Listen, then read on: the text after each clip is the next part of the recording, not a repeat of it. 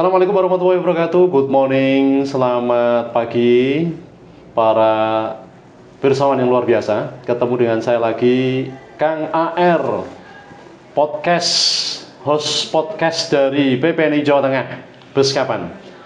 Saat ini kami kehadiran tamu yang luar biasa, tidak seperti biasanya, dan beliau sangat sudah dikenal di kalangan perawat dan juga oleh profesi yang lain. Beliau adalah Bapak Tulus Setiono, Nes MPH Fiskua.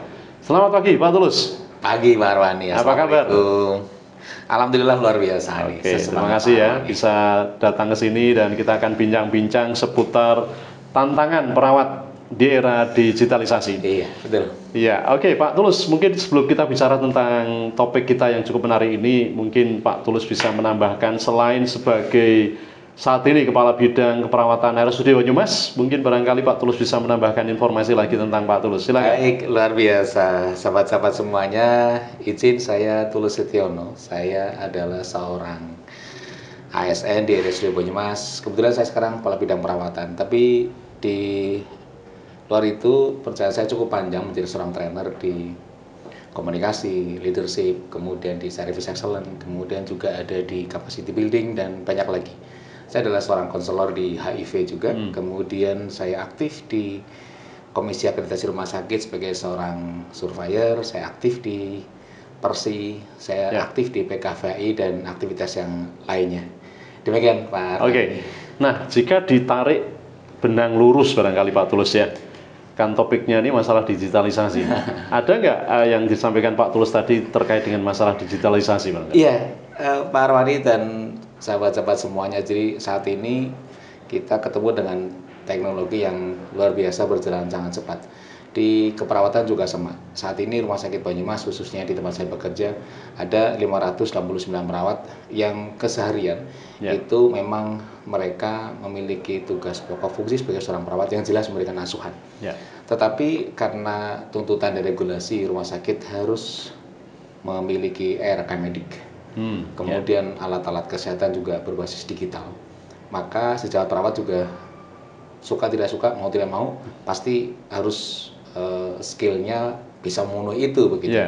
Jadi di satu sisi mereka harus memberikan asuhan secara paripurna sesuai dengan standar asuhan perawatan. Di sisi yang lain mereka juga harus siap dengan tantangan yang saat ini istilahnya itu mereka hadapi di keseharian. Teknologi makin canggih begitu kan, pasien-pasien makin cerdas begitu.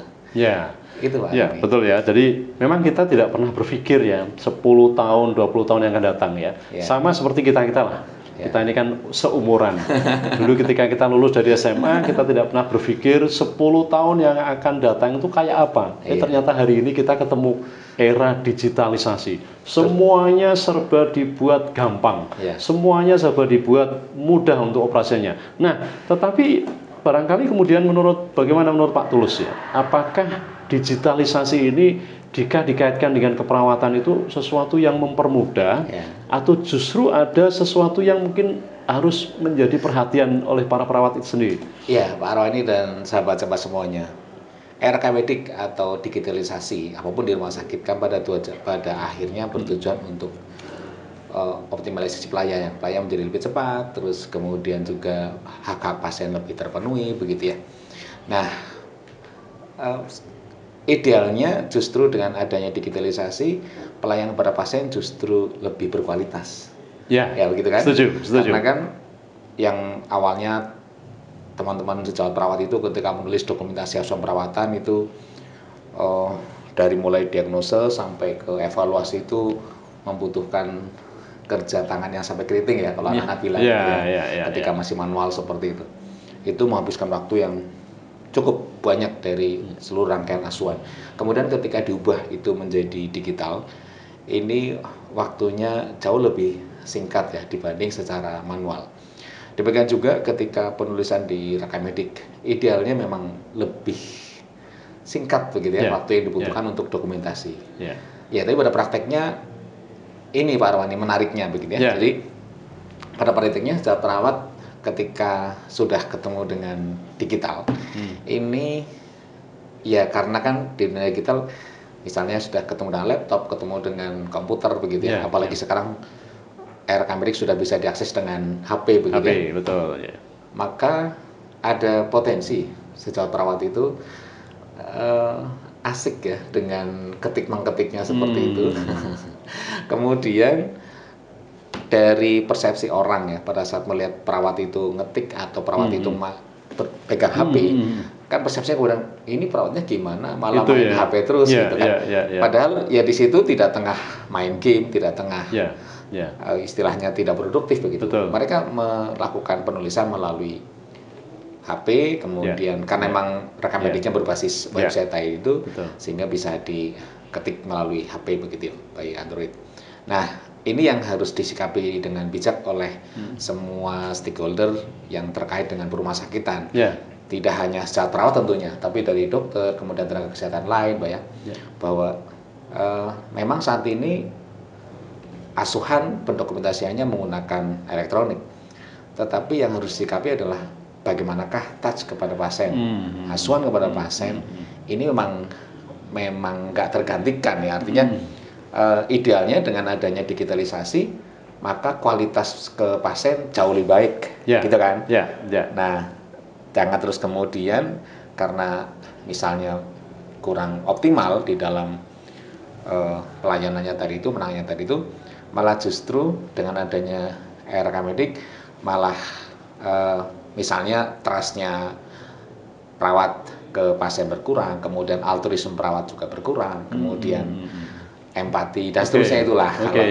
Karena kan ini hal menarik menurut saya ya. Jadi satu sisi alat ini untuk mempermudah pekerjaan perawat, sehingga harapannya adalah tadi seperti Pak Tulus katakan, mestinya kualitas pelayanan diberikan pada pasien justru semakin meningkat. Tapi bagaimana kenyataannya ketika ERM itu berlaku, perawat sudah bisa melakukannya? Apakah tadi yang jenengan sampaikan, Pak Tulus sampaikan bahwa touch ke pasien itu justru menjadi lebih penting dibandingkan dengan hanya sekedar memasukkan data. Bagaimana menurut Pak Tulus? Jadi ini sejawat perawat semuanya. Ketika kita ketemu dengan digitalisasi seperti ini, maka manajemen pelayanan kepada pasien harus dikelola dengan bagus. Pertama, komunikasi kepada pasien, keluarga pasien bahwa kami ketika melakukan dokumentasi saat ini menggunakan HP. Saat ini kami akan melakukan penulisan dokumentasi menggunakan laptop ini, menggunakan komputer ini. Ini dikomunikasikan di awal sejak pasien itu masuk. Jadi di admission care perawat sudah memberikan edukasi bahwa kami tidak main HP loh. Kemudian yang kedua, di dalam manajemen waktu pada saat kita memberikan asuhan seorang perawat itu harus tahu betul kapan mendokumentasikan, kapan memberikan asuhan gitu. Sehingga tidak terus kemudian terjebak pada berlama-lama di depan HP, berlama-lama di depan komputer begitu. Terus malah asuhannya menjadi berkurang begitu kan. Nah, ini yang harus disikapi juga. Karena ini kan teman-teman yang perawat yang masuk ke rumah sakit juga produk dari pendidikan ya. Jadi sejawat-sejawat yang bergerak di dunia pendidikan nih, ini juga harus mulai mempersiapkan diri sejak awal bahwa saat ini perawat yang masuk ke rumah sakit ketemu dengan era yang berbeda dengan umuran saya begitu ya. Bahwa saat ini mereka sudah zaman digital, masuk ke rumah sakit digital gitu kan. Nah, otomatis kita ketemu dengan pasien nih. Kan pasiennya bukan robot nih, mereka manusia, punya rasa perasaan, suka tidak suka, begitu kan. Nah, otomatis mereka yang dibesarkan di zaman digital, di rumah sakit juga digital, begitu kan. Nah, unsur soft skill-nya ini loh, yang kadang terus kemudian ketika porsinya kurang tergarap dengan bagus, akhirnya sekarang kan sudah dipermudah nih dengan adanya digitalisasi. Teman-teman sudah nggak nulis secara manual, waktu yang lebih cepat begitu. Tapi soft skill-nya ini yang kadang kurang mendapatkan porsi ketika ya artinya di dalam proses manajemen SDM di keperawatan. Nah, poin pentingnya begini Pak Ron. Jadi kita bicara bahwa teman-teman saat ini dimudahkan dengan digital kan. Nah, tapi harapannya porsi soft skill, hard skill yang basic ini tetap harus mendapatkan porsi. Harus tetap ada. Menarik ya, sangat menarik. Soft skill ya, barangkali pengalaman Pak Tulus di lapangan ya. Ini kan kebetulan bekerja di rumah sakit pemerintah ya, public hospital lah. ya soft skill ini menjadi tantangan tersendiri. Tapi beberapa kali kemudian saya mendapatkan informasi lah ya bahwa soft skill perawat ini masih menjadi sebuah tantangan sendiri. Ya. Nah, menurut Pak Tulus bagaimana supaya digital itu tetap mereka kuasai, tetapi soft skill menghargai pasien, memanggil pasien dengan nama dan seterusnya, kemudian tetap mereka juga melakukannya nih. Upaya apa sih yang bisa dilakukan? Luar biasa, menarik ya tentang soft skill. Pada dasarnya ketika bicara soft skill kan kita bicara tentang karakter yang di pembelajarannya juga berbeda dengan skill hard gitu ya. Bahwa soft skill ini memang harusnya ditanamkan begitu, bukan diajarkan. Dan cara menanamkannya juga menggunakan pendekatan yang komprehensif. Contoh mudahnya, karena soft skill ini kan lebih mudah dengan modelingnya, model dari seniornya gitu kan. Artinya apa? Ketika seorang senior itu ingin juniornya itu tampil ramah, seniornya dulu gitu. Jadi nanti juniornya meniru. Kemudian harus dilakukan secara terus menerus gitu. Istiqomah di dalam pembelajarannya. Di sana juga diperlukan refleksi, artinya ketika dia sudah melakukan seperti yang diharapkan sama si senior, begitu ada proses refleksi. Pada dasarnya pembelajaran soft skill itu kan sangat banyak ragamnya. Bahkan dari kampus pun sudah diajarkan dari mulai kedisiplinan, bagaimanakah mahasiswa itu mengumpulkan tugas harus sesuai dengan waktu yang ditetapkan. Terus kemudian bagaimanakah mahasiswa itu mengikuti pelajaran juga dengan tepat waktu dan seterusnya. Bagaimanakah mereka respect para pendidik dan sebagainya. Ini kan sebenarnya sudah diajarkan ya. Nah, tapi kan itu adalah pembelajaran yang mahasiswa tidak sadar bahwa ini proses pembelajaran soft skill nih, mereka berkelompok dan seterusnya. Begitu masuk ke dunia kerja, soft skill ini kan pembelajaran yang juga harus dikawal, karena kalau tidak di rumah sakit akan memberikan pembelajarannya adalah keterampilan, pengetahuan begitu. Attitude-nya kadang tidak mendapatkan porsi yang cukup begitu. Sementara attitude sendiri itu pembelajarannya yang membutuhkan pendekatan yang sedikit berbeda. Kayak contohnya begini, di rumah sakit itu pasti kan ada lah kegiatan lomba-lomba kayak misalnya paduan suara gitu ya, atau kemudian ada lomba-lomba senam, kemudian dan sebagainya. Pada dasarnya pada saat lomba itu seorang perawat gitu ya, atau seorang tenaga kesehatan itu kan hard skill-nya jelas mereka sedang dilatih menyanyi. Tapi soft skill-nya yang namanya paduan suara pasti ada, mereka harus menghargai orang di dalam satu timnya, mereka tidak boleh dominan, mereka harus disiplin gitu kan. Nah, pembelajaran seperti ini idealnya juga mendapatkan porsi begitu.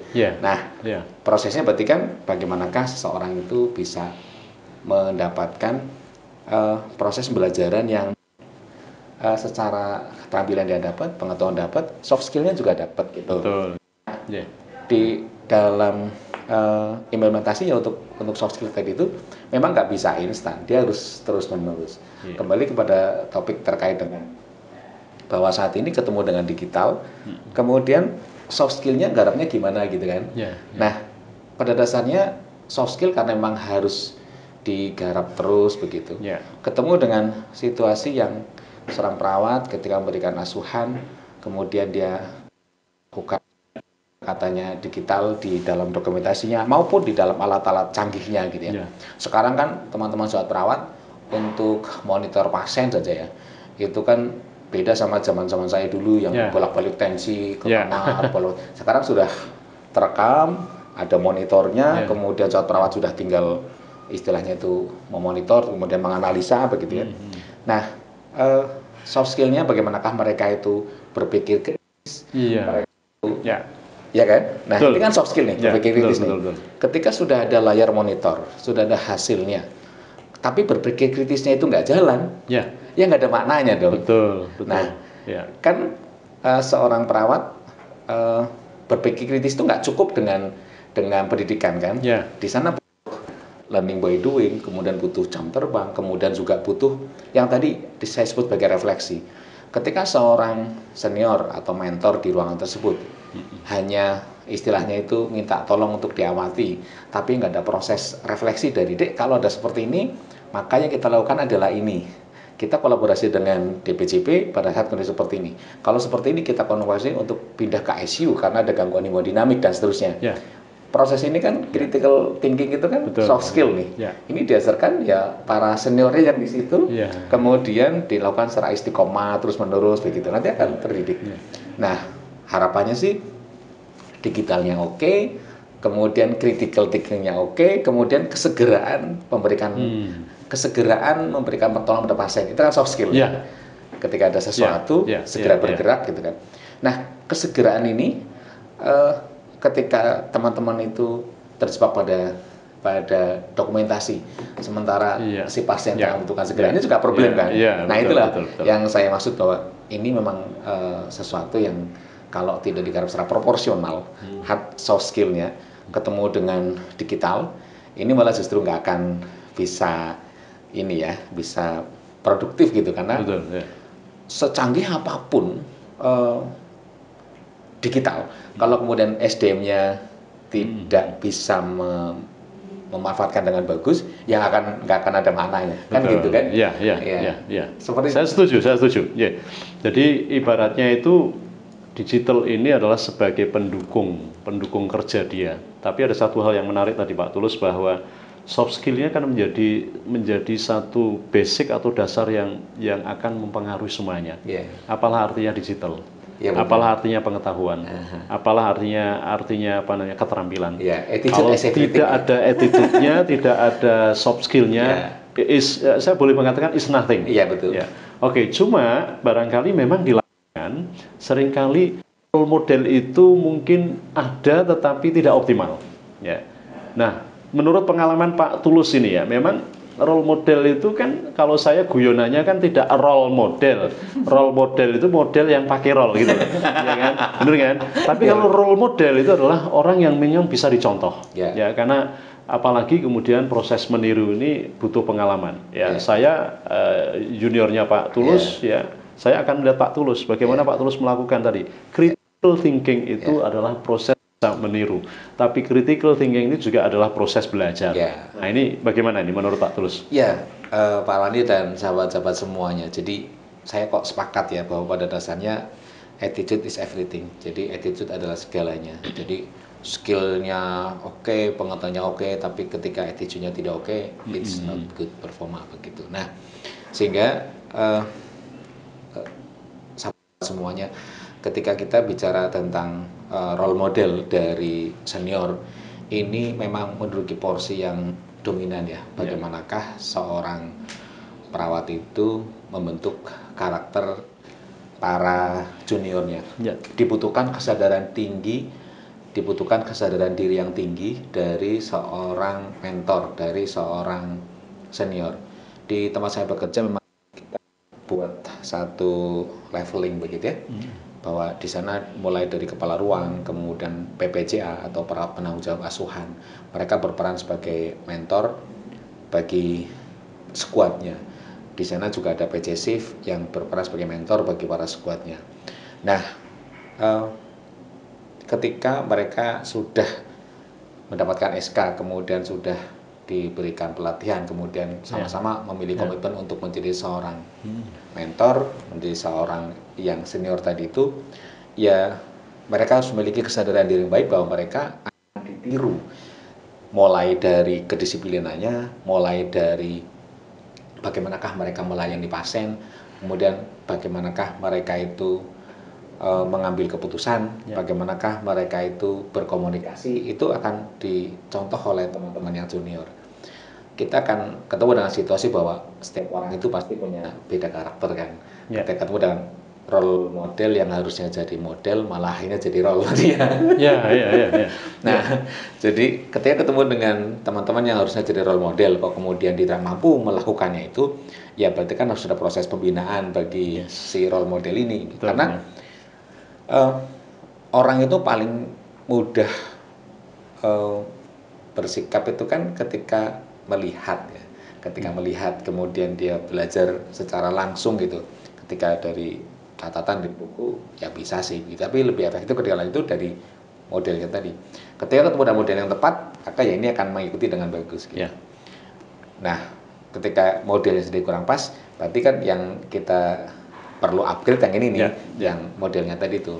Wong modelnya udah bagus saja belum tentu followernya atau ini bisa masuk dengan bagus kan gitu. Nah, proses ini memang tidak bisa kemudian instan, prosesnya panjang teman-teman semuanya. Saya rasa para teman-teman yang mendalami bagaimanakah manajemen SDM sangat luar biasa nih proses mentoring kemudian coachingnya begitu ya ke teman-teman yang junior.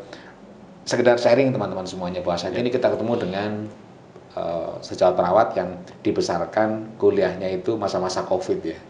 Mereka sudah masuk ke rumah sakit bekerja saat ini begitu kan. Yang mereka kuliahnya di rumah begitu. Betul ya. Dan itu digital loh.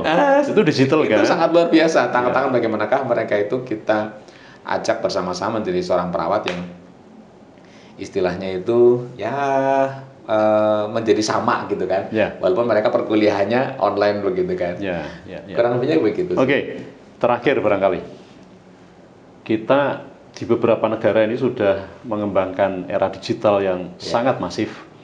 Satu hal yang saya menjadi kadang-kadang apa mungkin ya nanti suatu saat peran perawat itu akan diambil alih oleh sebuah teknologi, taruhlah yang disebut dengan artificial intelligence. Saya pernah melihat sebuah acara di TV ya, di TV yang di luar negeri itu ada robot-robot yang dibuat sedemikian rupa dia bisa melakukan kegiatan yang sangat mirip dengan manusia dan kemudian kalau ini kemudian diimplementasikan atau diaplikasikan dalam dunia kesehatan termasuk di keperawatan. Ya, pasti nanti akan melakukan sesuatu yang barangkali karena ini sudah dicetak dengan blueprint tertentu akan melakukan dengan tindakan-tindakan yang sangat mungkin sangat boleh saya katakan sangat terukur. Pertanyaannya Pak Tulus, kalau manusia kan punya hati nih, ya kan? Bisa nggak ini AI yang robot ini nanti kalau taruhlah dia disebut sebagai robot nurse, kemudian dia menggantikan posisi perawat, bisakah mereka bisa mengganti secara keseluruhan peran perawat yang dari manusia itu sendiri? Iya, ini pertanyaan menarik dan sekaligus juga PR ya untuk kita semuanya teman-teman sejawat perawat bahwa saat ini bukan rahasia lagi kalau kemudian dunia robotik itu berkembang dengan sangat cepat. Salah satu diantaranya bagaimanakah peran manusia itu digantikan dengan robot karena di satu sisi yang namanya rumah sakit pasti ingin semuanya serba perfect. Robot itu ketika disetting pasti perfect karena dia kan SPO dan seterusnya sudah disetel begitu kan. Kemudian tentang robot yang bisa menangis juga sudah populer kita lihat gitu ya. Saya pikir ini hanya di film-film animasi, ternyata kan sudah real ada. Sudah betul ada. Nah, teman-teman semuanya sepanjang pengalaman saya memberikan asuhan kepada pasien, kemudian mengawal teman-teman semuanya di layanan begitu. Ini semuanya memang bukan berarti tidak mungkin ya. Tetapi ada sisi yang tidak bisa ditiru oleh robot tadi. Bagaimanakah altruisme, rasa puas terhadap kesehatan orang lain. Itu robot nggak bisa. Ya kan? Sampai detik ini belum bisa ya. Dan kan? Ini juga nggak bisa ya. Artinya bagaimanakah ini kan soft skill yang dimiliki basic dari seorang perawat ya, altruism gitu. Bagaimanakah kita puas terhadap orang lain. Kemudian trust tadi ya, tidak semuanya juga bisa kemudian dibangun dengan mudah antara seorang pasien dengan seorang robot tadi itu ya. Kemudian masih banyak lagi sehingga sekalipun nanti ada robot yang 90%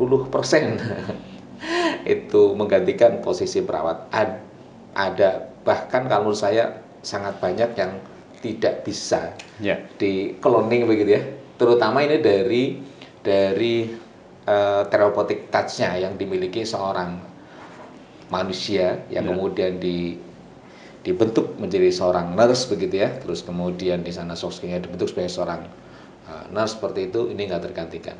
Sehingga PR-nya bagi kita adalah bagaimanakah sejawat semuanya kita hidup di masa digital, tetapi bukan berarti kemudian kita larut di dalam digital tadi itu. Kita tetap seorang perawat yang memiliki sentuhan-sentuhan keperawatan Dimana ketika kita memiliki tentang perawatan, digital ini membuat pekerjaan kita semakin cepat, pekerjaan kita semakin berkualitas, tetapi senyum kita, kemudian rasa tanggung jawab kita secara profesionalisme itu justru semakin terasa begitu, semakin terasa.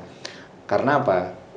Digital ini membuat kita dimudahkan dengan monitor hemodinamik pasien. Kita nggak akan berkontribusi pada pasien kalau kemudian monitor tadi itu hanya sekedar monitor, tapi kita sendiri critical thinking-nya tidak terasa. Kan begitu kan? Nah, sehingga harapannya ketika ada layar monitor tentang hemodinamik pasien, maka kita justru semakin mempercepat analisa kita, sehingga respon kesegeraan kita, tindakan kita kepada pasien tidak mengalami delay. Karena kan kita dibantu nih, kita dibantu, kemudian kita segera bertindak begitu. Kemudian ketika kita ada RK medik, komunikasi yang tadinya lambat ke profesi lain, dengan menggunakan RK medik, komunikasi menjadi lebih cepat begitu. Karena kan semuanya membaca. Nah, proses seperti inilah yang kita adopsi teman-teman semuanya. Tapi tidak terus kemudian dengan keramahan kita pada pasien, keluarga pasien, sikap attitude kita pada pasien, keluarga pasien, it's nurse, nggak bisa. Begitu. Kalau ini paling terakhir, closing statement dengan 3 atau 4 kalimat. Iya, Pak Arwani dan sahabat-sahabat semuanya. Ketika kita dihadapkan pada digital yang semakin maju, maka pilihannya adalah kita harus makin maju. Ketemu dengan pelanggan yang makin cerdas, kita semakin cerdas. Ketika kita semakin lebih cepat dibanding digital, semakin lebih cepat dibanding bagaimanakah pelayanan makin cerdas, maka profesional perawat akan tetap siap di kondisi apapun. Begitu. Baik, terima kasih Pak Tulus, luar biasa. Pemirsa semuanya, luar biasa. Hari ini kita mendapatkan sesuatu yang extraordinary dari Pak Tulus, seorang Pak Tulus yang kepala bidang keperawatan yang ada di RSUD Banyumas. Dan insya Allah kita akan berjumpa lagi dengan narasumber-narasumber yang hebat. Satu hal yang harus diperhatikan oleh para perawat yang hebat semuanya adalah tidak akan pernah sekalipun era digital itu adalah sebuah keniscayaan, tetapi kemudian tidak akan pernah bisa mengganti manusia seutuhnya, terutama terkait dengan persoalan soft skill.